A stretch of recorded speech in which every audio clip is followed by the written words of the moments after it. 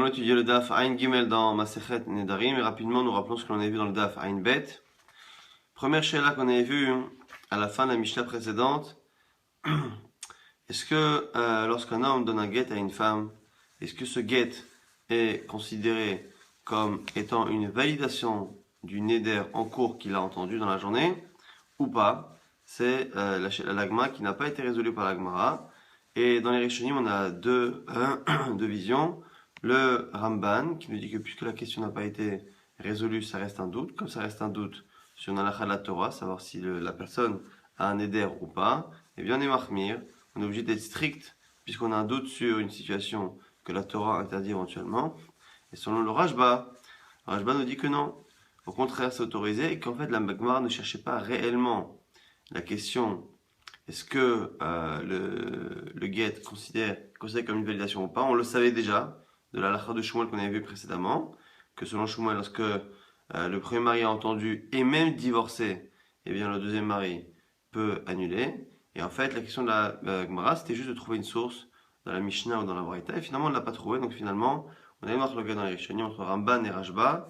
Selon Ramban, il y a un doute, donc il faut être marqué. Selon Rashba, il n'y a pas de doute. Et ici, c'est autorisé. On peut annuler le neder, toujours dans les 24 heures, que ce soit le même mari ou un autre mari. On a vu une autre question sur la nouvelle Mishnah. Est-ce que un homme le mari par exemple, peut annuler le vœu de sa femme sans avoir entendu le neder? Alors on a vu, à un moment donné dans les réponses tentées, on voit que on peut annuler le neder, mais commencer l'annulation avant même d'avoir entendu. La programmer avant, en disant, à partir de maintenant, j'annule tous les vœux que tu diras, mais il se peut que l'écoute soit nécessaire. Donc à ce moment, la personne annulerait le neder. Cette annulation prendrait effet lorsque la personne entendrait le neder. Mais la question, c'est est-ce que Bichlal, on peut se passer du neder? Et donc, hier, on s'était arrêté à une énième tentative de preuve qui citait une marloquette dans une braïta entre Rabbi Yoshia et Rabbi Yonatan à propos d'un homme qui part en voyage et qui veut qu'une tierce personne, il nomme quelqu'un pour annuler tous les vœux que sa femme ferait à l'avenir pendant ce voyage. Et là-bas, on a une discussion. Est-ce que l'on peut faire annuler ces vœux-là par le chaliar, par celui qui le remplace, ou pas? Et on voit dans la Braïta que la marloquette est liée à autre chose, à une dracha. Est-ce qu'il y a une xérat akato? Est-ce que, finalement, le fait d'annuler un vœu eh bien, de sa femme, c'est finalement comme n'importe quelle action que la Torah a autorisée, on peut nommer quelqu'un à sa place? Ça, c'est la vie de Rabbi Yonatan. Sur Rabbi Yoshia, peut-être que Isha Hikimenu, et Isha Eferinu, la Torah a précisé, c'est le mari qui annule, c'est le mari qui valide, c'est le mari qui annule. Et donc ça ne marche pas. Et la Gemara avait déduit que de là on voit que la seule discussion n'est que si on a la possibilité de nommer quelqu'un pour annuler le vœu de sa femme, mais ici on n'a pas l'air du tout d'avoir un problème avec le fait qu'il n'est pas entendu. La Gemara maintenant, c'est là qu'on commence le Daf Ain Gimel, répond encore la même objection à cette preuve. Hanami de Amala, Lechishamana Mefala. Là aussi, peut-être qu'en fait, il était en train de dire que à l'envoyé qui disait à sa femme tu annuleras, mais en fait, c'est lorsque j'entendrai moi le neder que je l'annule. Elle m'a dit Lechishamana Lefala. Il a qu'à attendre plus tard. Elle m'a dit ça va, Dilma Matridna. Non, c'est pour gagner du temps. Donc, la même réponse qu'on avait donnée à une des preuves précédentes. Et au final, la même chose, c'est-à-dire qu'on peut imaginer, si on pense, comme Rabbi Yonatan, que l'on peut nommer quelqu'un à la place, et bien il dit voilà, tu fais le début du travail, l'essentiel du travail qui est finalement d'annuler le neder dans les 24 heures, et moi j'attends d'entendre moi-même le neder pour justement, après, l'annuler à nouveau. Donc finalement, la Gemara ne tranche pas. Également, à propos de cette question, est-ce que l'écoute est nécessaire? Et ici, on va avoir une question de Rami Bachama, qui a l'air d'élargir même cette première question. Jusqu'à présent, on se demandait si on pouvait se passer de l'écoute, mais on parlait de quelqu'un qui pouvait écouter. Maintenant, la nouvelle question, Maï Rami Bachama, Cheresh Maouchi Afalishto, quelqu'un qui est sourd. Est-ce qu'un sourd peut annuler le vœu de sa femme? Im Kim Selama Bal Meife Velo Shmi'a. Même si tu voulais me dire que à la question précédente, est-ce qu'un mari peut annuler sans écoute? Là-bas, on parlait au moins d'un mari qui peut écouter. Est-ce que peut-être que dans ce cas-là, ça marche même sans qu'il écoute, parce qu'il ne peut pas écouter, parce qu'il peut écouter plutôt. Ou peut-être que celui qui ne peut pas écouter Birla, ça ne marche pas. La Gemara nous dit, ça ressemble un peu à la halakha de Rabbi Zera. Aïnou de Rabbi Zera. Que dit Rabbi Zera? Amar Rabbi Zera, kol haroï bila, en bila ma'akevet bo. Korban mincha, le korban mincha est un sacrifice que l'on apporte pour Akadosh Baruch Hu, mais qui est composé entre autres de farine et d'huile. Et à un moment donné, il y a parmi les actions nécessaires pour le korban des choses qui sont nécessaires au point que le korban n'est pas valable sinon, et d'autres choses que l'on demande de faire, mais qui, si elles ne sont pas faites, n'empêchent pas le korban d'être valide. Et parmi celles-là, il y a ce qu'on appelle bila.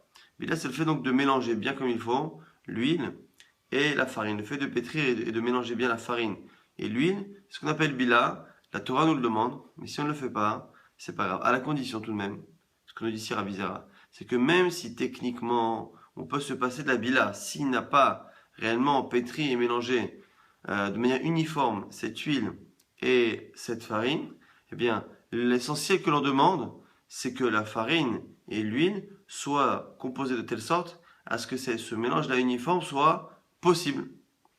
Par contre, si les aliments ne sont pas de telle sorte à ce qu'ils puissent justement être mélangés de manière uniforme, à ce moment-là, le fait qu'on ne les ait pas mélangés, ça pose problème.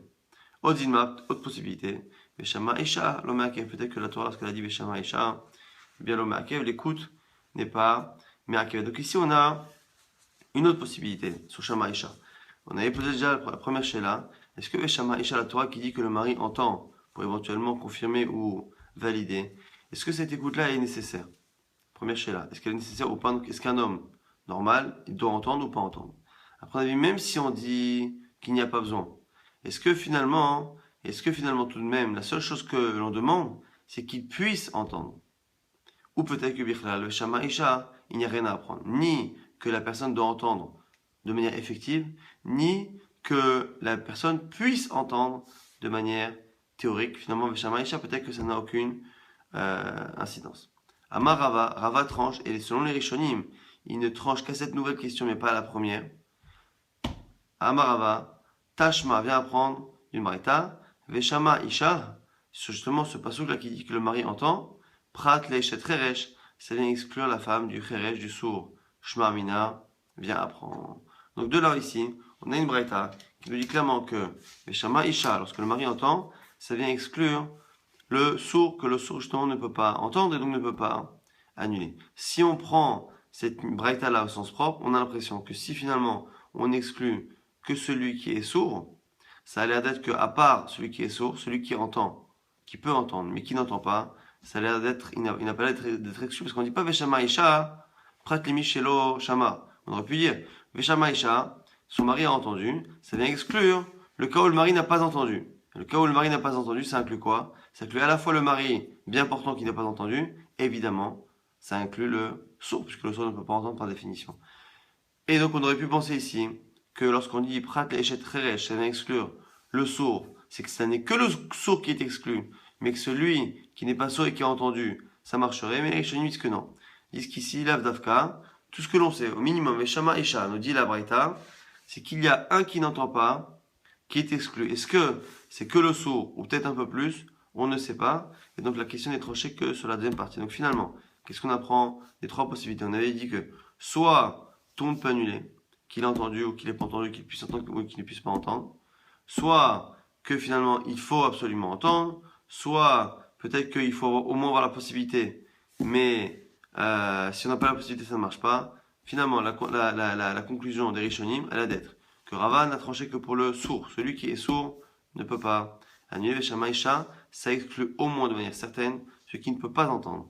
Maintenant, est-ce que quelqu'un qui peut entendre, mais qui n'a pas entendu le neder, est-ce qu'il peut l'annuler ou pas? La question a priori reste entière. Nouvelle question de l'Agma, et Baya Lehuan a posé la question, Baal Maouche Yafer Ishtenashav Bevatachat. Est-ce qu'un homme peut annuler les nedarim ou les nedarim de ces deux femmes en même temps?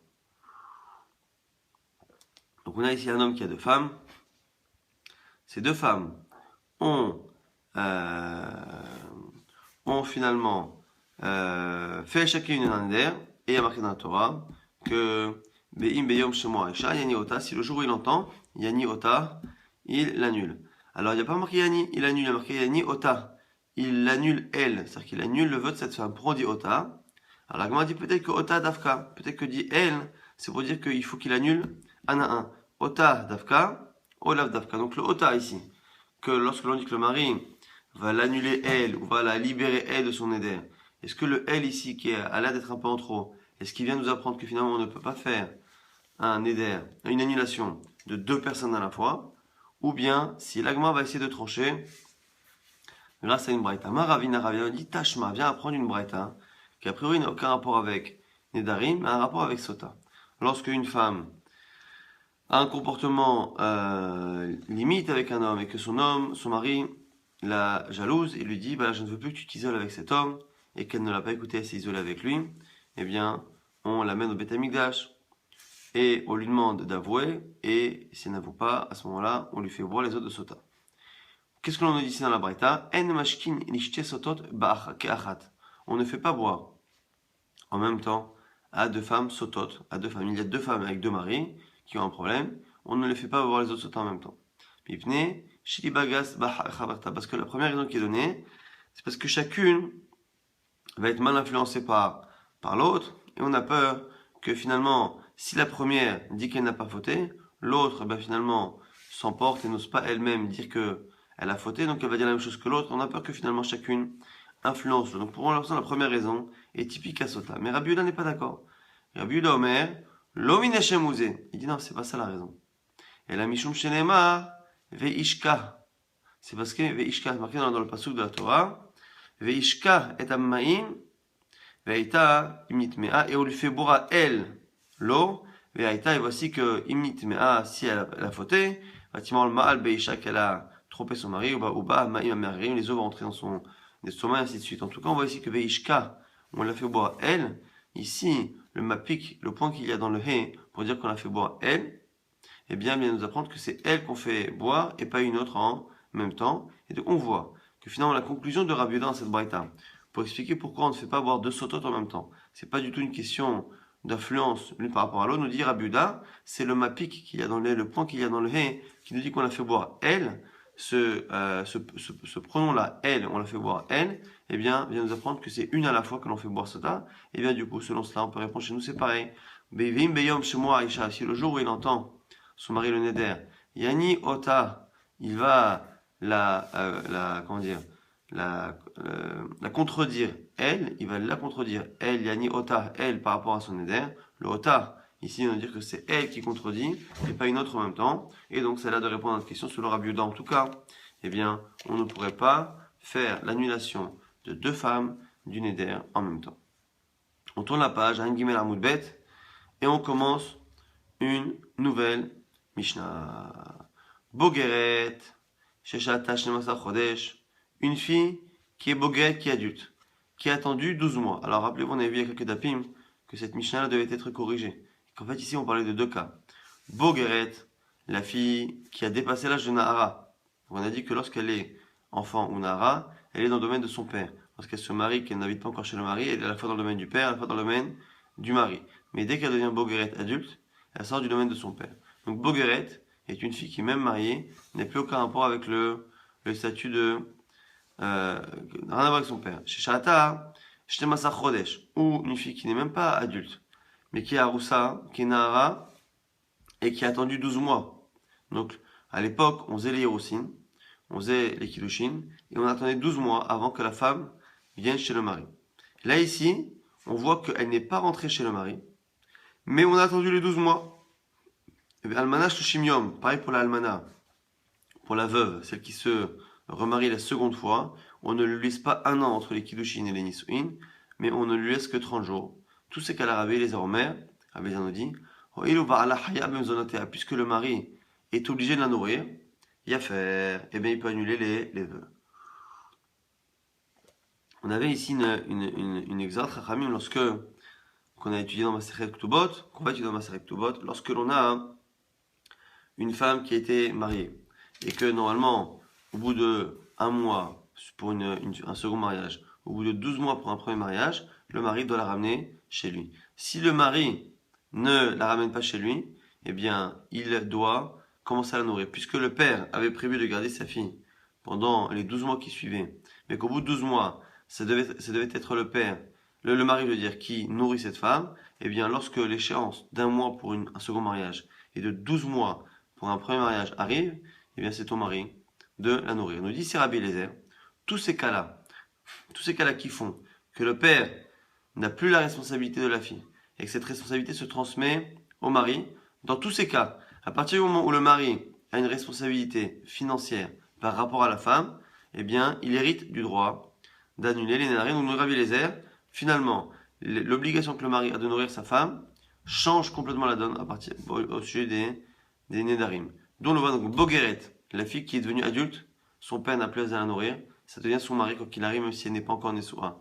Ou même si elle est encore jeune, simplement, elle a attendu 12 mois. Les 12 mois, l'échéance est arrivée, ou 30 jours. Almanach Shimon, 30 jours pour un second mariage. Lorsque l'échéance est arrivée, même si le mariage n'a pas eu lieu, c'est au mari de la nourrir. Et dans ces trois cas-là, puisque finalement la situation a changé, et c'est le mari qui doit nourrir la femme, à ce moment-là, nous dit Rabbi Eliezer, puisque c'est lui qui la nourrit, il y a faire, il doit annuler. Chachamim ne sont pas d'accord. Et Nabal Meifer, Chachamim ne sont pas d'accord et disent que non. Non. Il y a le côté financier d'un côté, mais au sujet des Nédarim, il faut qu'elle habite chez lui pour qu'il puisse annuler les Nédarim à la place du père. Très bien. Maintenant, l'Agmara va tenter de lier le premier avis de la Mishnah qui est Rabbi Eliezer, qui nous dit que finalement, il y a un lien entre l'obligation que le mari a de la nourrir après 12 mois, après 30 jours, ou une fois qu'elle est adulte, l'obligation que le mari a de la nourrir, et le fait qu'il puisse annuler les Nédarim. Et on va lier cet avis de Rabbi Eliezer avec un avis qu'on appelle Mishnah Rishona. Mishnah Rishona, c'est une Mishnah de la vie de Chachamim, mais Chachamim qui sont bien antérieurs à ceux qui sont cités ici dans notre Mishnah, qui ont un avis particulier. Amar Rabba nous dit, Rabbi Eliezer chez nous, donc il dit que dès qu'il doit la nourrir, eh bien il peut annuler le Neder. Ou Mishnah Rishona, et la Mishnah qui enseigne la vie de Chachamim, mais bien avant les Chachamim actuels que l'on a dans notre Mishnah, Amrou Davar Echad, on parlait d'une même Shita, d'un même avis, c'est-à-dire que même s'ils ne disent pas exactement les mêmes mots, on est en train de nous dire ici au nom de Rabba, que finalement ce que nous dit Rabbi Eliezer ici, et le Chachamim qui est dans Masechet Ktubot, d'Afnun Zayin, sont finalement la même idée. C'est quoi cette Mishnah? Ditnan. Il y a une Mishnah qui nous dit Notin le Betula Shne Masach Chodesh. Une Betula, une fille qui se marie pour la première fois, on lui laisse 12 mois, les Farnes Atzma, pour préparer, on a dit, à la fois son trousseau et à la fois son mariage, sa robe de mariée. Et Gashne Masach Chodesh. Les 12 mois sont arrivés. Ochelet Michelo. Elle mange, c'est-à-dire qu'elle se nourrit de son argent à lui maintenant. Ochelet Bitrouma. S'il est Kohen, elle peut manger de la Trouma. Avala Yabam, mais par contre, le Yabam, si c'est un beau-frère, donc la femme elle a perdu son mari, elle en attend de faire le hiboum et que le temps est passé, et non machil bitrouma, il ne peut pas lui donner la trouma tant qu'ils n'ont pas fait hiboum. Astash shachodashim bifna baal, même si elle a fait 6 mois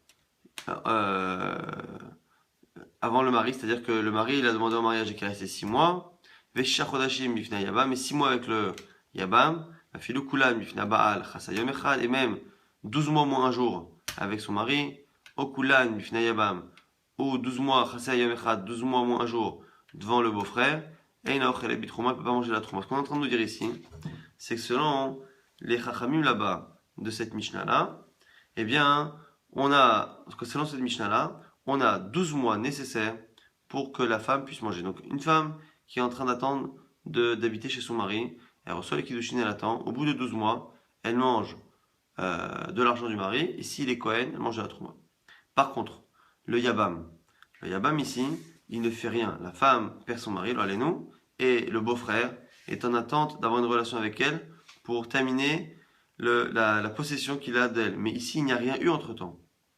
Mais comme il n'y a pas de situation intermédiaire, eh bien, cette situation intermédiaire, même au bout d'un certain temps, ne peut pas ici lui faire manger la trauma. Et on nous dit que le compte des 12 mois est un compte qui est total et que du coup, on ne peut pas enlever un jour et on ne peut pas séparer et dire, voilà, que, imaginons qu'elle ait passé 6 mois à attendre son premier mari. Elle a été mariée, elle n'a pas passé 12 mois avec le premier, elle a passé 6 mois, qu'il est décédé, et après, elle passe 6 mois à attendre son beau-frère.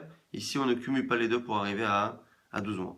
En tout cas, ça, c'est la Mishnah Rishona. Ce qu'on a dit jusqu'à présent, c'est Mishnah Rishona, qui a l'air, encore une fois, de nous dire qu'au bout de 12 mois, la femme, elle consomme du mari ou pas. Même si ici, on verra dans la suite, on ne parle pas de Neder, on ne parle que de la partie financière, le fait de nourrir la fille. Beidin shelacharehem. Mais par contre, un Beidin qui est venu plus tard, Amrou on dit, En aisha ochelet bitrouma, shetikanes la choupa. Eh bien, la femme ne peut pas manger de la trouma tant qu'elle n'est pas rentrée sous la choupa. Donc on a ici une marloquette entre les chachamim rishonim, les premiers chachamim, et ceux qui leur ont succédé plus tard. Au début, on pensait que de la même manière qu'au bout de 12 mois, c'est ton mari de nourrir la femme, eh bien, elle peut manger de la trouma. Et finalement, on pensait aussi que c'est vrai pour la trouma. Et au final, les nouveaux chachamim ont dit quoi? Que non. Que autant au niveau de la nourriture, je veux bien, au niveau de la trouma, il faut réellement que la femme rentre effectivement sous la roupa dans la maison du mari, et non pas simplement que les 12 mois prévus soient passés. Donc je reprends ici la Hashva'a, le lien que fait Rabat entre Rabbi Eliezer et Mishnah Rishona. On a Mishnah Rishona qui nous dit à la base que de la même manière qu'au bout de 12 mois, un mari doit nourrir sa femme, eh bien la femme peut même manger de la trouma. Donc on parle ici de choses interdites. Donc ici, et ça c'est pas, donc on voit que les Chachamim Rishonim, Mishnah Rishona, ont fait un lien entre le fait que le mari la nourrisse et la trouma. Et Rabbi Eliezer fait un lien entre le fait qu'il la nourrisse et le fait qu'il puisse annuler les Nedarim. La Gemara, au nom de Rabat, a l'air pour l'instant de penser que le fait de mélanger l'obligation de la nourrir et d'alachot qui sont liés à des interdits, donc Trouma pour la Mishnah Rishona et Nedarim pour Rabbi Eliezer, finalement c'est la même idée. Le point commun qu'il y a entre Rabbi Eliezer et Mishnah Rishona, c'est que les deux pensent que lorsque les 12 mois sont arrivés et obligent le mari à la nourrir, et bien même dans des halachot qui sont liés à des interdits, comme la trouma, comme les nedarim, et bien tout le monde pense. Tout le monde pense finalement que, ça y est, l'obligation de la nourrir change toute la donne au niveau des nedarim, au niveau de la trouma. Donc pour l'instant, nous dit Rabat, que Rabbi Eliezer au Mishnah Rishona, Amrou Davar Echad, on dit une seule et même chose. Ça c'est Rabat. Abaye n'est pas d'accord. Amarle Abaye, Dilma Lohi. Peut-être que ça n'a rien à voir. Et qu'est-ce que va nous dire ici Abaye? Abaye va nous dire qu'il se peut que ce qu'a dit Rabbi Eliezer, que finalement l'obligation que le mari a de nourrir, eh bien entraîne une conséquence dans Neder, il se peut que ce soit que dans Neder, mais pas dans Trouma. Et ce qu'on dit Chachamim dans Trouma, que le fait qu'il la nourrisse change la donne dans la Trouma, il se peut qu'il le pense dans Trouma et pas dans Neder. Ce qui veut dire finalement ici que l'on peut très bien lier le fait de la nourrir au fait de faire un Neder et ne pas penser la même chose pour la Trouma. Et l'inverse, on peut très bien penser que le fait de la nourrir a une incidence sur la trouma, mais il n'y a pas d'incidence sur Neder. Donc le fait finalement que Rabbi Eliezer d'un côté ait lié l'obligation de la nourrir au Neder, et le fait de l'autre côté, le fait que Chachamim Rishonim, la Mishnah Rishona, a lié le fait de la nourrir avec le fait de lui donner la trouma, eh bien ces liens-là ne sont pas forcément les mêmes. Et donc on peut très bien penser l'un sans penser l'autre sans penser l'un. C'est ce que va nous dire tout de suite Abaye. Adkan, le cas Ashmainan, Mishnah Rishona, et la Lemachal Betrouma. Qu'est-ce que tu racontes? Là, Mishnah, le premier avis de Chachamim dans Masechet Ketubot, là-bas d'Avnun Zayin, eh bien, là-bas, parlait que du fait de la nourrir et la conséquence de lui donner Trouma. Qui quoi? Qui est des Rabanan, que le problème de la Trouma, c'est des Rabanan. Aval Nedarim, d'Oraita, mais la Nedarim, c'est Minatora, et Imalo, peut-être que non. Alors, c'est-à-dire quoi que la Trouma, c'est des Rabanan? La Trouma, c'est d'Oraita simplement. Techniquement, qu'est-ce qui fait qu'une femme peut manger de la Trouma? Une femme, elle n'est pas Kohenet, elle n'est pas Kohen. Donc elle ne peut pas manger de trouma. Si ce n'est, si elle est kinyan kaspo, que le kinyan kaspo, hu yuchal belachmo, il pourra manger le pain du Kohen. Donc kinyan kaspo, c'est quelque chose qui est quelqu'un qui est acquis entre guillemets par le Kohen. C'est qui kinyan kaspo? C'est la femme. Donc une femme de Kohen peut manger. Techniquement maintenant, kinyan kaspo, c'est à partir de quand? C'est à partir des kiddushin. Il n'y a pas besoin que la femme habite chez le mari. Puisque finalement les kiddushin, c'est Ariat Mekou Deshet, il lui donne une bague, il l'achète, entre guillemets, c'est qu'il y a un kaspo, c'est sa femme. Puisque c'est sa femme, normalement, dès les kiddushin, avant même les 12 mois, elle pourrait manger de la trouma. Et c'est là qu'il y a une histoire de Rabbanan. Les Chachamim ont eu peur que puisque cette femme-là habite encore chez ses parents, et que elle, finalement, dans la famille de son père, elle est la seule qui, étant mariée avec un Kohen, a un statut de Kohenet plus ou moins et donc peut manger de la Trouma. On a peur que si on lui apporte de la nourriture Trouma à la maison, chez son père, on a peur qu'elle en serve à manger à ses frères et sœurs ou à sa famille et du coup qu'elle fasse manger quelque chose d'interdit, de la Trouma. À des Israël, on ne veut pas laisser de la Trouma dans une maison qui est majoritairement composée d'Israël. Donc du coup, ce qui veut dire ici que puisque à la base, dès qu'il y a eu les Kiddushin, la femme pourrait manger Minatora de la Trouma. Ici, ce qui l'empêche de manger de la Trouma pendant les 12 premiers mois n'est qu'une halakha des Rabbanan, de peur que ses frères et sœurs en mangent. Puisque ça n'est qu'un interdit des Rabbanan, on peut comprendre du coup que sur un interdit des Rabbanan, les Chachamim au départ ont dit quoi? Bon, puisque ça n'est qu'un issue des Rabbanan d'attendre 12 mois, d'attendre la choupa, et bien moi je pense qu'au bout de 12 mois, puisque dans tous les cas il doit la nourrir, pas besoin d'attendre qu'elle aille chez lui. Puisqu'il peut la nourrir, au bout de 12 mois, c'est halakha des Rabbanan qui empêche cette fille de manger, eh bien, on va la faire sauter, elle pourra manger de la trouma. Mais par contre, peut-être que ces Chachamim là pensent que dans un Neder, Neder c'est Minatora. Minatora, le père bloque encore le Neder jusqu'à ce qu'elle rentre dans le domaine de son mari. Qui nous dit maintenant que lorsque le mari la nourrit, eh bien, Minatora, ça change quelque chose, on ne sait pas. Si ça se trouve, ça n'est qu'une logique humaine que les Chachamim ont trouvée, et donc cette logique humaine ne peut que changer la donne sur une halakha des Rabbanan, pas sur une halakha de la Torah. Donc du coup, il se peut que ce que pensent que les Chachamim Rishonim de la Mishnah Rishona là-bas de Ktuvot ne pensent pas comme Rabbi Eliezer. Est-ce que ce que dit Rabbi Eliezer est forcément d'accord avec Chachamim? Pas non plus. Hatkano Shmat les Rabbi Eliezer et la Gavenidari pareil. Peut-être que ce qu'a dit Rabbi Eliezer, qu'au bout de 12 mois où il doit la nourrir, eh bien il peut aussi annuler les vœux. Peut-être que ça ne marche que pour Nedarim. Pourquoi? Que des Rabbi Pinchas, Mishmei des Rava, comme la halakha de Rav Pinchas, au nom de Rava de Amar, qui a dit quoi? Kol hanoderet, adal ba'ala hinoderet. Non pas parce que Minatora c'est marqué que après le moment où il doit la nourrir, eh bien, il peut annuler. C'est autre chose. C'est parce qu'il se peut qu'en fait c'est la femme elle-même qui change de comportement. On sait qu'une femme, une fois qu'elle est mariée, et une fois qu'elle se sent mariée, lorsqu'elle fait un éder, elle-même, elle le fait en imaginant, en espérant que son mari soit d'accord. Et donc, ce qu'on est en train de nous dire ici, la Gemara, c'est que peut-être que Rabbi Eliezer a dit que techniquement, au bout de 12 mois, même si elle habite encore chez son père, au bout de 12 mois, c'est le mari qui la nourrit, il se peut que le mari puisse annuler un éder. Non pas parce que la Torah lui a donné la possibilité, mais c'est parce que la femme change de comportement. Et qu'à partir de 12 mois, où elle est nourrie à partir de maintenant de la poche de son mari, donc elle sait maintenant qu'elle devient sa femme, et qu'elle dépend de lui, que c'est lui qui la nourrit, et bien ce que nous dit ici Rav Pinchas au nom de Rava, c'est qu'à partir du moment où elle est nourrie par son mari, eh bien elle change de comportement.